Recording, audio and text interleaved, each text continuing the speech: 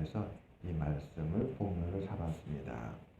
이때는 대기근이 6년이 지나고 마지막 7년째를 가리킵니다. 18절에 보게 되면 그 해가 다 가고 새해가 됐다. 이 새해가 바로 7년째 풍년의 마지막 제7년째를 가리킨다고 학자들은 이야기합니다. 그동안 참 긴 시간이 지나갔죠. 7년째 풍년, 그리고 7년째 흉년.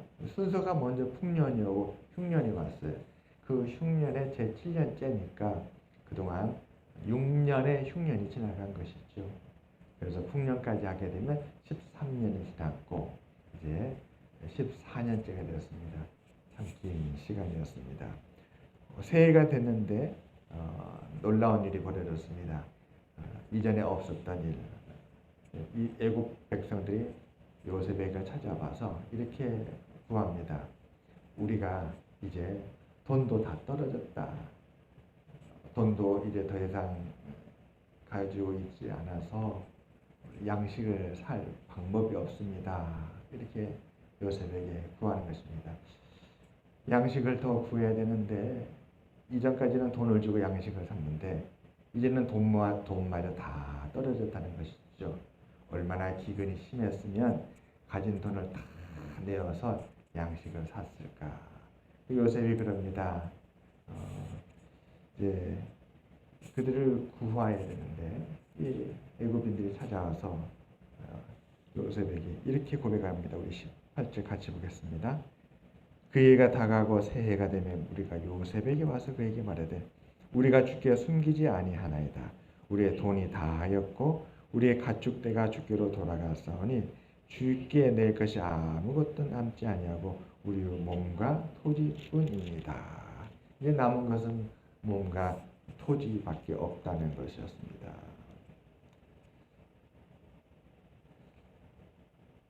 그래서 이제 돈이 없기 때문에 양식을 더 구해야 되는데 몸과 토지밖에 남지 않았어요. 여러분 어떻게 해야 될까요? 19절에 그 방책이 나옵니다. 우리가 어찌 우리 토지와 함께 주의 목전에 죽으리까? 우리 몸과 우리 토지를 먹을 것을 주고 사소서. 우리가 토지와 함께 바로의 종이 되리니 우리에게 종자를 주시면 우리가 살고 죽지 아니하며 토지도 황폐하게 되지 아니하리라. 애굽 사람들이 스스로 요셉에게 와서 자청을 한 것입니다. 우리 몸도 사시고 우리 토지도 사십시오. 그리고 그 대가로 우리에게 양식을 주십시오. 그렇게요. 7년 흉년 기간에 이제 마지막 7년째가 됐는데 이런 일이 있게 된 것이었습니다. 그래요. 참 하나님은 요셉을 귀하게 쓰셨고 요셉도 그 하나님 앞에 귀하게 쓰임 받았습니다. 지난 7년 풍년에 그 곡식들을 요셉이 알차게 잘 저장을 했어요. 잘 저장을 해서 낭비하지 않았습니다. 여러분 우리도 때로는 뭔가가 많아지면 그것을 낭비하고 싶은 마음이 때로는 들게 됩니다.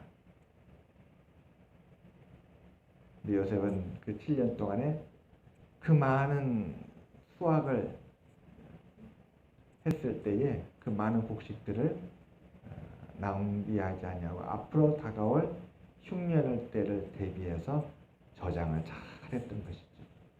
그랬더니 오늘 마지막 7년 때, 흉년의 제7년 때에 이런 일이 벌어진 것입니다. 그래서 백성들이 다 찾아와서 요셉에게 우리가 가지고 있는 토지도 사십시오. 그리고 우리를 종으로 삼으십시오. 이렇게 스스로 다 이렇게 토지를 내놓은 거예요. 그래서 요셉은 온 백성의 토지를 다 거둬들여서 그 토지를 국유화했어요. 왕에게 돌렸습니다. 그리고 그 모든 그 애굽인들은 왕의 소장농으로 그렇게 그들을 삼았던 것이었습니다. 참 놀라운 일이지요. 자, 오늘 말씀은 여기서 끝나지 않았습니다. 오늘 말씀에 요셉이 토지법을 세웁니다. 토지법 어떻게 세우는가 우리 함께 보겠습니다. 24절부터입니다. 24절부터 26절까지 추수의 5분의 1을 바로에게 상납하고 5분의 4는 너희가 가져서 토지의 종자로도 삼고 너희의 양식으로도 삼고 너희 가족과 어린아이의 양식으로도 삼으라. 그들이 이르되 주께서 우리를 살리셨사오니 우리가 주께 은혜를 입고 바로의 종이 되겠나이다. 요셉이 애굽 토지법을 세우매 그 5분의 1이 바로에게 상납되나 제사장의 토지는 바로의 소유가 되지 아니하여 오늘까지 이르니라. 주변에 있는 나라들은 지은 농사 수확량의 절반을 그 지주의 몫으로 돌렸었습니다. 그게 그 당시 사회의 세법이었습니다. 대지주가 농장을 가지고 그리고 일꾼들이 소작을 해서 곡식을 수확을 하게 되면 곡식의 절반 50%를 다 지주의 몫으로 다 돌렸던 것이었습니다. 그게 그 당시의 세법이었습니다. 그런데 오늘 요셉은 그 세법을 바꾸었습니다. 어떻게 해요? 50%가 아니라 5분의 1이죠. 그럼 몇 프로죠? 20%입니다. 5분의 1, 20%만 바로에게 조세로 세금을 내도록 했던 것이었습니다. 그래서 이웃에 있는 그 당시 사회적인 조세에 비해서 매우 관대한 조세법을 세웠던 것이었습니다. 그리고 나머지 5분의 4, 말하자면 80%죠. 80%를 가지고 자녀도 먹이고 또 가족도 먹여 살리고 그리고 또 농사지을 종자로도 쓰고 나머지 80%를 그들의 생계를 위해서 그들이 원 없이 쓸 수 있도록 그렇게 관대하게 조세법을 세웠던 것이었습니다. 그러니까 이 백성들이 얼마나 이를 기뻐했는지 모릅니다. 백성들이 요셉에게 고백을 하기를 요셉을 주라고 고백을 하죠.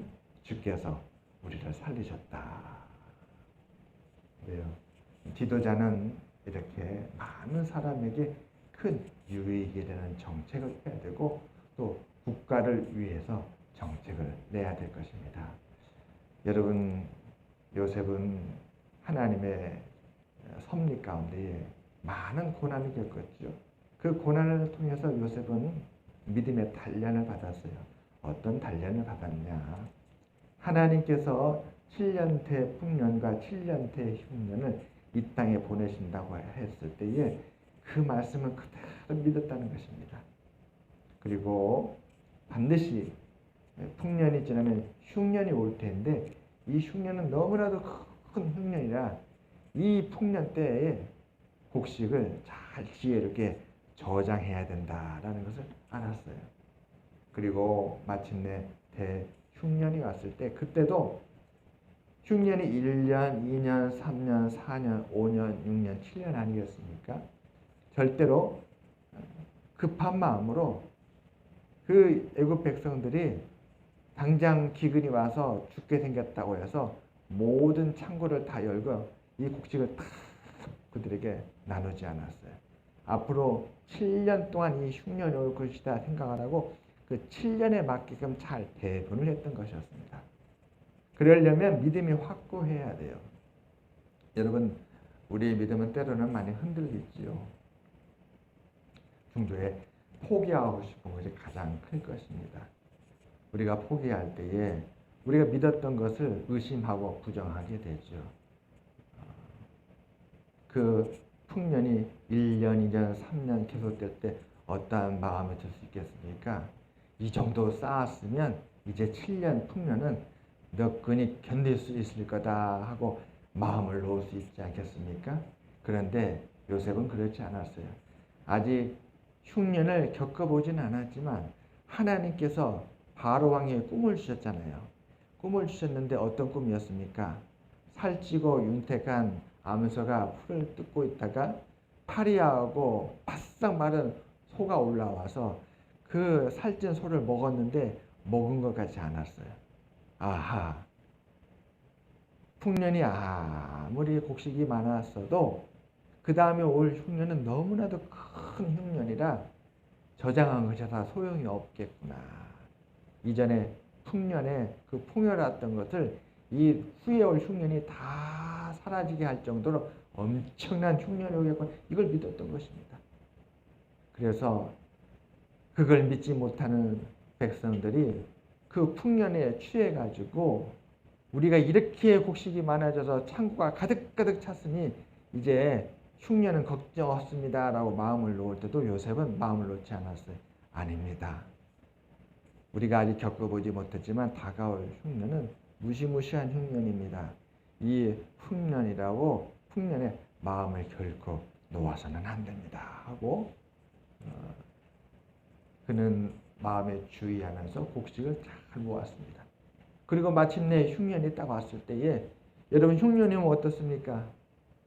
사람들은 보통 어떻게 아우성하지요? 1년째 지나고 나서 2년째 지나고 한 3년째 중간에 고비가 있지 않습니까? 전체 7년에 3년하고 4년째가 큰 고비일 거예요. 고비가 되면 어떻습니까? 사람들은 막 다급해지고 당황하고 아우성이지요. 그래서 그 있는 곡식들을 다 가져가길 원할 것입니다. 저장해 놓은 그 곡식을 다 바닥이 날 정도로 다 곡식을 가져가길 원할 것입니다. 그러나 요셉은 그렇게 하지 않았습니다. 아주 냉정했어요. 아주 명철했습니다. 아주 판단을 정확하게 했습니다. 그들의 사정이 아무리 긴급하고 그렇게 아우성을 해도 그들이 정당한 돈을 가지고 곡식을 사게끔 만들었던 것이죠. 여러분이 정당한 가격을 치르고 그 각 돈에 맞는 만큼만 곡식을 가져가십시오 했어요. 허리띠를 졸라매게 한 거죠. 그렇게 6년의 기근을 다 보내고 났어요. 그러니까 7년째 됐을 때 이제 이 사람들이 어떻게 합니까? 우리가 가진 돈은 다 바닥이 났고 다행히 저 창고에 나라의 창고에는 아직 곡식이 남아있고 그러니까 찾아와서 우리의 토지도 팔겠습니다. 우리의 몸도 다 팔겠습니다. 여기까지 온 것이죠. 그래요. 마지막 7년이 될 때까지 그 풍년의 수확에서 저장했던 곡식을 다 풀지 아니하고 조금씩 정해진 법에 따라서 그렇게 맞춰가면서 여기까지 온 것이 얼마나 감사한 일인 줄 압니다. 하나님께서 요셉에게 그런 지혜를 주었던 것입니다.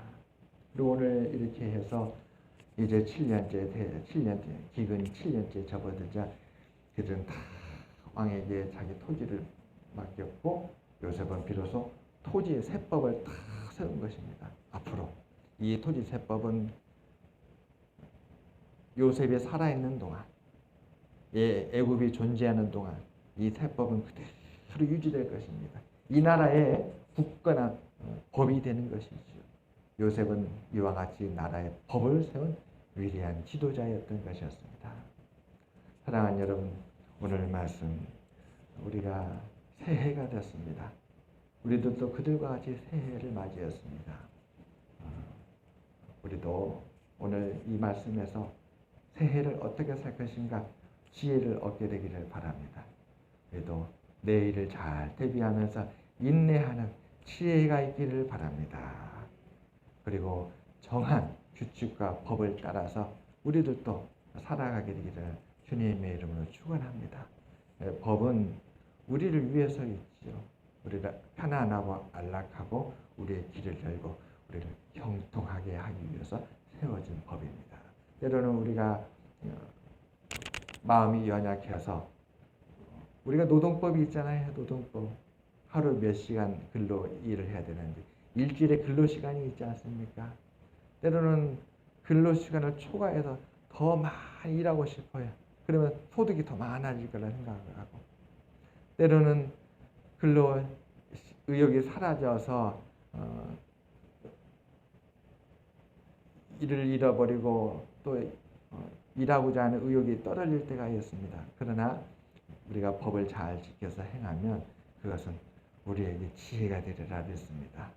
오늘 요셉이 이와 같이 지혜를 베풀 수 있었던 것, 하나님께서 그를 연단시켰어요. 하나님의 말씀을 믿을 수 있더라. 주께서 반드시 7년대 풍년과 7년대 흉년이 온다고 하는 정말 올 것이야. 이렇게 믿고 앞날을 대비했습니다.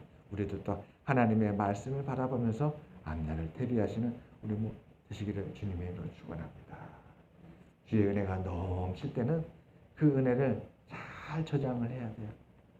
그래서 세상이 빈곤해지고 세상에 기근이 왔을 때 우리는 저장해둔 그 은혜들을 꺼내서 그 기근할 때에 양식이 마르지 않도록 하나님의 은혜 가운데 살아갈 수 있도록 우리도 잘 준비해야 될 것입니다. 기도하겠습니다. 하나님 아버지, 오늘